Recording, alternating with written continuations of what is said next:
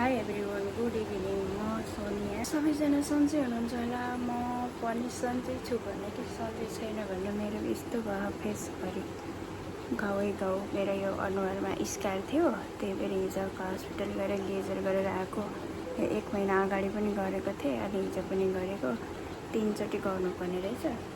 2 महिनापछि बोलाएको छ डक्टरले। त्यही भएर म चाहिँ लाइभ आएको छैन। आए पनि अफ क्यामेरामै आउँछु। पहिला पनि लेजर गर्दाखेरि म 14-15 दिनसम्म अफ क्यामेरामै बसेको थिएँ। त्यही भएर अरूको साथीहरूको लाइभमा पनि राम्रोसँग जानु पाएको छैन। म चाहिँ यो अनुहार धोएर आएको भर्खरै यस्तो भएको छ, पसिना आए जस्तो देखिरहेछ। गर्मी पनि छ, यो बेला बेलामा सफा गरिराख्नुपर्छ कि 1 घन्टा 2 घन्टामा। आज भर्खरै मुख धोएर आएर अब यसलाई म सफा गर्छु। यस्तै केसरी पुस्ने सुरुमा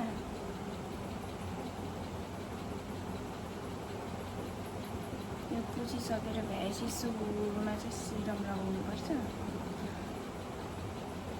यसरी पिचिक पारेर यसलाई लगाउनु पर्यो। यो घाउ हुँदासम्म बाहिर घाम हुँदै पनि हिँड्नु मिल्दैन, त्यही भएर घरभित्रै बस्ने। यसरी सफा गर्ने, कहीँ जानु पनि छैन, गाह्रो छ।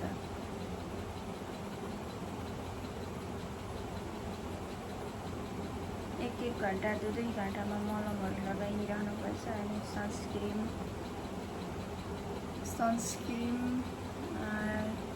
के भन्छ त्यसको नाम, मोइस्चराइजरहरू लगाइरहनुपर्छ। यो घाउ सुक्खा हुन दिनु हुँदैन, नत्र यो पछि कालो दाग बस्छ क्या अनुहारमा।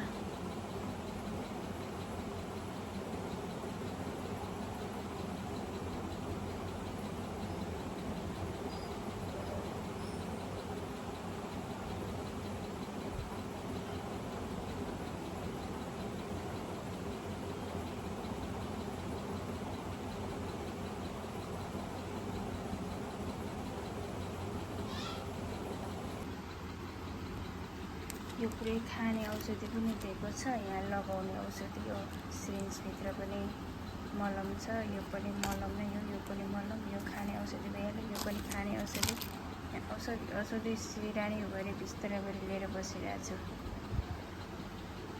अहिले चाहिँ बेलुकाको 8 बजे साँझको। अब यो मोइस्चराइजर लगाइसकेपछि यो सिरिन्जभित्र भएको यो मलम लगाउनुपर्छ। यसरी 1 थोपा निकालेर लगाउनुपर्छ। 1 नम्बर 2 नम्बर 3 नम्बर 4 नम्बर गरी 1 घन्टा 2 घन्टामा लाको लगाइराख्नुपर्छ।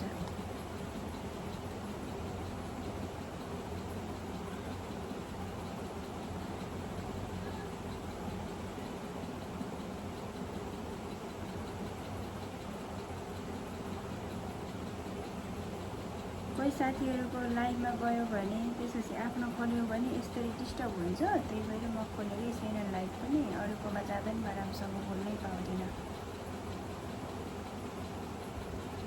को साथीहरूले म्यासेज गरिराख्नु भएको हुन्छ, बोलाइराख्नु भएको हुन्छ। यहाँ मेरो हालत चाहिँ यस्तो हुन्छ, कसरी बोल्नु। 2 नम्बरको मलम लगाएर सकिसक्यो, फेरि 3 नम्बरको लगाउनु पर्ने छ। यो होइन चाहिँ यो सानो छ यस्तो।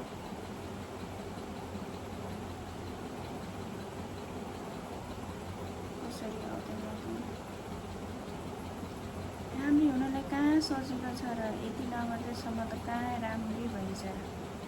राम्री भनेर चाहिँ त्यस्तो राम्री होइन, फेरि मिस नेपाल जस्तो। जस्ट आफूलाई सुहाउँदो हुनु पर्यो।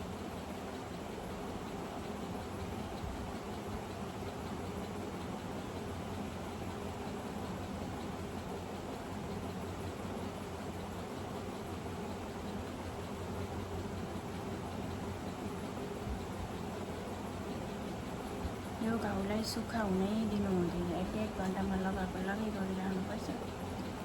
3टा भइसक्यो। अब फेरि यो अर्को मलम 4 नम्बरको मलम लगाउँदैछु।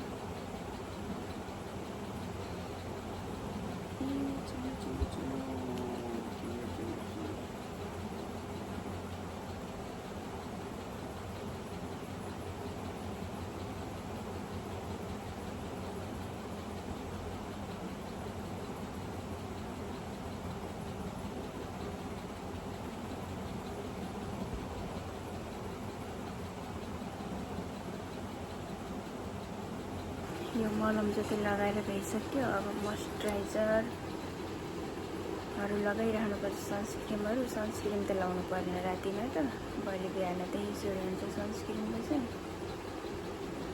अब खाने औषधिहरू पनि ख्याल गर्नुपर्छ।